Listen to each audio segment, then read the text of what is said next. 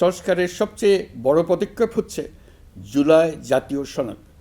মৌলিক সাংবিধানিক সংস্কার নিশ্চিত করার জন্য এটি আদেশ আকারে জারি করা হয়েছে। জুলাই জাতীয় সনদ বাস্তবায়নে এখন নাগরিকদের অনুমোদন নেওয়ার পালা। তাই আগামী নির্বাচনে আপনাদের সিদ্ধান্ত অপরিসীম গুরুত্বপূর্ণ। গণতান্ত্রিক ভবিষ্যতের পথরেখা এখান থেকেই সূচিত হবে। আগামী সংসদ নির্বাচনের সময় একই সঙ্গে জুলাই জাতীয় সনদের উপর গণভোট অনুষ্ঠিত হবে। এই গণভোটে আপনারা হ্যাঁ না ভোটের মাধ্যমে সংস্কারের পক্ষে বা বিপক্ষে মতামত দিন।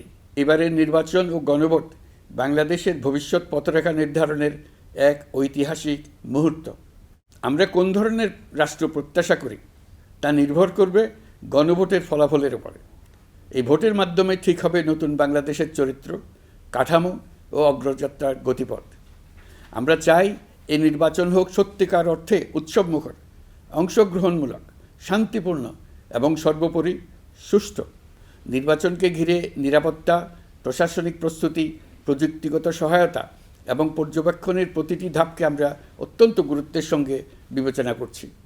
একটি গ্রহণযোগ্য নির্বাচন আয়োজনের জন্য প্রয়োজনীয় সব ব্যবস্থা গ্রহণে আমরা প্রতিশ্রুতিবদ্ধ।